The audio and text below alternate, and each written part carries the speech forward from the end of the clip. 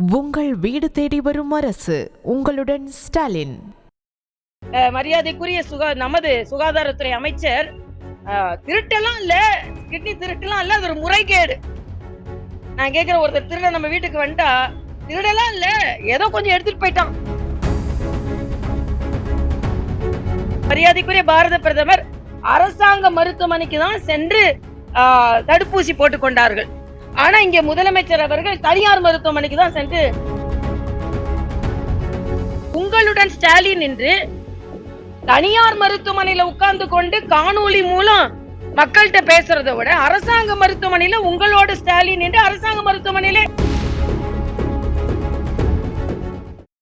பெரிய புராணம் தான் இனிமேல் அதிகமாக பேசப்பட வேண்டும். பெரியார் புராணம் பேசப்படக்கூடாது. ஏனென்றால் 1000 ஆண்டுகளுக்கு முன்னால் நீர் மேலாண்மை இருந்திருக்கிறது, விவசாயம் இருந்திருக்கிறது. நம் சோழ மன்னர்கள் ஆன்மீகத்தோடு சேர்ந்து தமிழை வளர்த்தார்கள். அதனால்தான் காவி தமிழ் தான் அதிகமாக வளர்க்கப்பட்டது என்று நான் சொன்னேன். அது இன்று நிரூபிக்கப்பட்டு கொண்டிருக்கிறது. இன்னைக்கு அண்ணன் முதலமைச்சர் அவர்கள் சோழ கங்கம் அந்த ஏரிக்கு 12 கோடி ரூபாய் ஒதுக்கி இருக்கிறார்கள். இப்போ அந்த கவனமே மரியாதைக்குரிய பாரத பிரதமர் வருகிறார் என்பதற்கு பின்புதான் கங்கை கொண்ட சோழபுரத்திற்கே தமிழக முதலமைச்சரின் கவனமே வந்திருக்கிறது என்பதுதான் ஆச்சரியமான ஒன்று. ஆக தமிழகத்தை பற்றி தமிழக முதலமைச்சர் சிந்திப்பதை விட மரியாதைக்குரிய பாரத பிரதமர் அதிகம் சிந்திக்கிறார் என்பதற்கு இந்த பயணமே ஒரு உதாரணம். நான் கேட்கிறேன், வீடு வீடா செல்லுங்க, வீட்டுக்கு போய் பாஜக செய்ததை சொல்லுங்க அப்படின்னு சொல்றாங்க. இன்னையிலிருந்து 4300 கோடி ரூபாய் மரியாதைக்குரிய பாரத பிரதமர் தமிழகத்திற்கு மிகப்பெரிய திட்டங்களை கொண்டு வந்திருக்கிறார் என்பதையும் உங்களுடன் ஸ்டாலின் என்று வீடு வீடாக செல்லுகின்ற திராவிட முன்னேற்ற கழகத்தை சார்ந்தவர்கள் சொல்லணும். ஏனென்றால் ஏதோ துரோகம் விளைவித்து விட்டார்கள், அதனால் அதை போய் சொல்லுங்கள். சொல்லும் போது நல்லது செய்யும் போது சொல்லுதானே செய்யணும். இன்னைக்கு பாராளுமன்றத்துல இன்னைக்கு டயாலிசிஸ் 38 மாவட்ட தலைநகர மருத்துவமனைகளில் 1,46,000 டயாலிசிஸ் மத்திய அரசின் உதவியினால் செய்யப்பட்டிருக்கிறது என்பதும் 1600 கோடி தமிழகத்தில் உள்ள மருத்துவ திட்டங்களுக்கு ஒதுக்கப்பட்டிருக்கிறது என்றும் செய்தி. ஆக அதையும் போய் வீடு வீடா சொல்லுங்க. ஆக ஏதோ ஒண்ணு கொடுக்கல வீடு வீடா போய் சொல்ல போறேன் என்று சொல்லிக் கொண்டிருக்கும் போதே மத்திய அரசிடம் இருந்து இது இப்ப வந்ததுதான். இதற்கு முன்னால் எவ்வளவோ 10 லட்சம் கோடி உதவிகள் வந்து விட்டது. அண்ணன் ஸ்டாலின் பூரண உடல்நலத்தோடு திரும்ப வேண்டும் என்று நான் இறைவனை பிரார்த்திக்கிறேன். ஆனா அதே நேரத்துல உங்களுடன் ஸ்டாலின் என்று தனியார் மருத்துவமனையில உட்கார்ந்து கொண்டு காணொலி மூலம் மக்கள்கிட்ட பேசுறதை விட அரசாங்க மருத்துவமனையில உங்களோட ஸ்டாலின் என்று அரசாங்க மருத்துவமனையில சென்று சிகிச்சை எடுத்துக்கிற ஆஞ்சியோகிராம் அங்க இல்லையா? ஏன் இந்த கேள்வியை கேட்கிறேன் என்றால், இது எனக்கு எந்த பாராபட்சமும் இல்லை. நான் டாக்டர் தான். ஆனா அரசாங்க மருத்துவமனையில் வருபவர்களுக்கும் தனியார் மருத்துவமனைக்கு வருபவர்களுக்கும் அதே மாதிரி சிகிச்சை இருக்க வேண்டும் என்பதுதான் ஒரு அரசாங்கத்தின் நோக்கம். அப்ப அமைச்சர்கள் ஒரு ராஜேந்திர பாலாஜியோட செந்தில் பாலாஜியோட தம்பி வெளியூருக்கு போறாராம், வெளிநாட்டுக்கு போறாராம். செந்தில் பாலாஜி தம்பிக்கு இங்கே சிகிச்சைகளில அவர்களுக்கு நம்பிக்கை இல்லை. அப்ப யாருமே அரசாங்க மருத்துவமனைக்கு போக மாட்டோம், நாங்க வெளிநாடு போவோம், இல்லைன்னா வேற மருத்துவமனைக்கு போவோம்னா மரியாதைக்குரிய பாரத பிரதமர் அரசாங்க மருத்துவமனைக்கு தான் சென்று தடுப்பூசி போட்டுக் கொண்டார்கள். ஆனா இங்க முதலமைச்சர் அவர்கள் தனியார் மருத்துவமனைக்கு தான் சென்று ஊசி போட்டுக் கொண்டார்கள். ஆக மக்களுக்கு கொடுப்பதைத்தானே நாம் எடுத்துக்கொள்ள வேண்டும். இது நீங்க மக்களோடு மக்களா இருக்கிற நீங்க சொல்றதுனால இந்த கருத்தை சொல்றேன், இல்லைன்னா இந்த கருத்தை சொல்ல எனக்கு விருப்பம் இல்லை.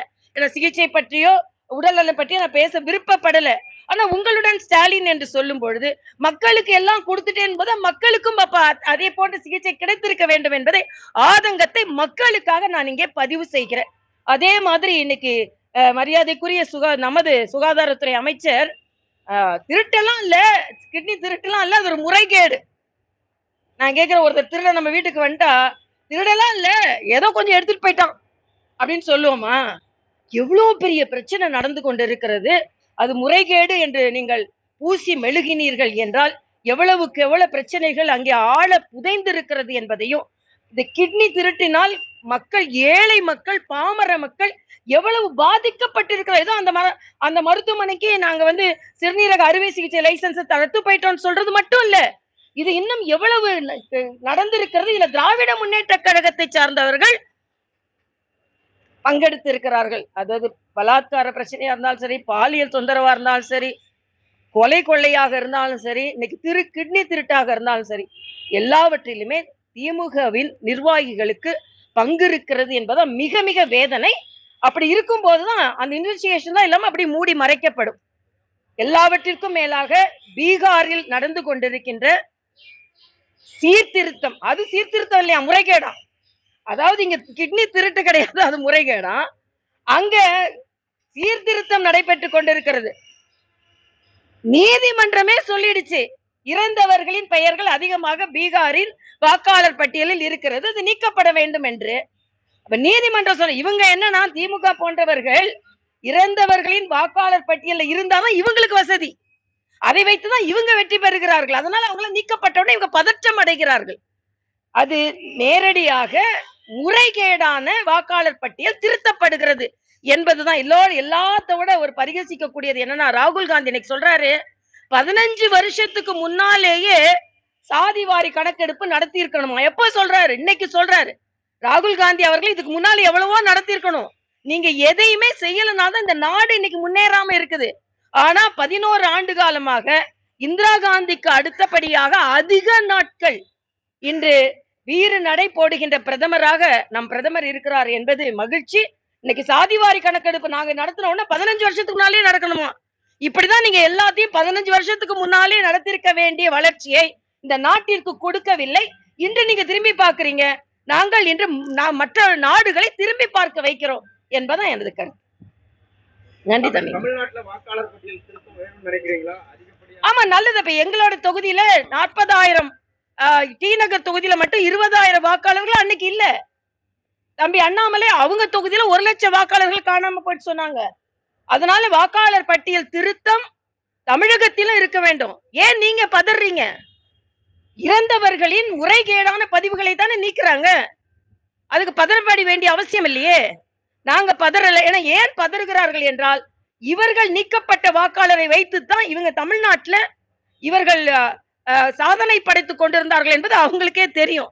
இன்னைக்கு இதே போல வாக்காளர் பட்டியல், முறைகேடான வாக்காளர் பட்டியல் எல்லா இடங்களிலும் திருத்தப்பட வேண்டும். உங்கள் வீடு தேடி வரும் அரசு.